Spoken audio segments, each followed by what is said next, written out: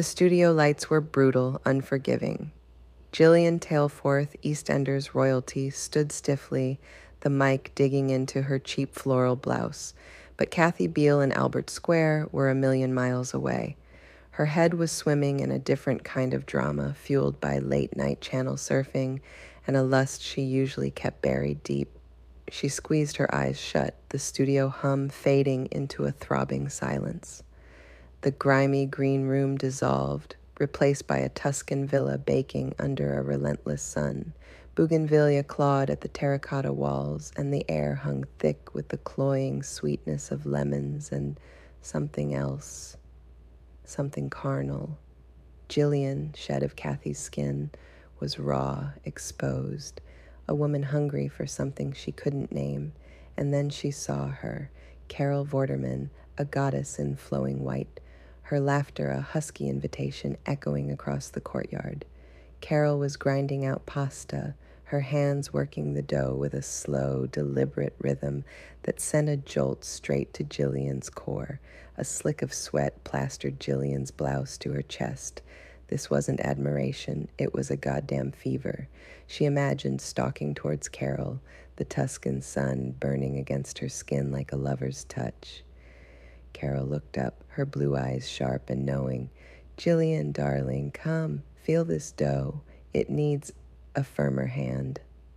Gillian's pulse hammered against her throat. She moved closer, the scent of olive oil and Carol's perfume, something musky and expensive, filling her head. Carol's hand slid over hers, her fingers calloused and strong as she guided her through the kneading. That's it, Carol breathed, her voice a low rasp against Gillian's ear. Feel the tension, the give, the resistance.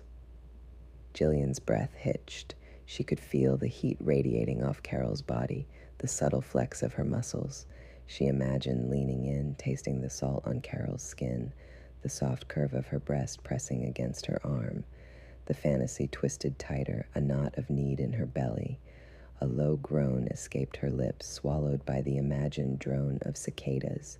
Suddenly, Carol turned, her eyes locking onto Gillian's. The air crackled with a raw animal hunger. Gillian felt a surge of adrenaline, a desperate mix of shame and exhilaration.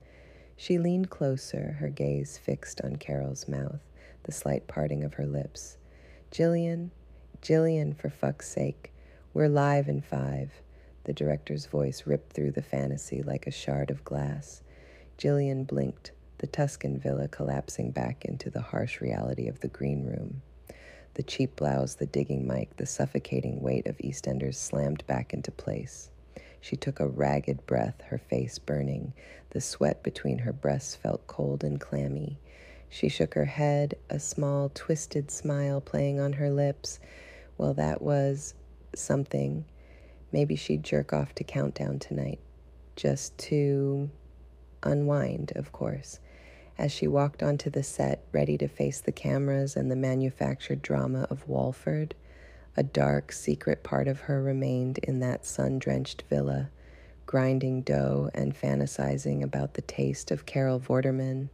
And that, she thought, was a secret she'd take to her grave.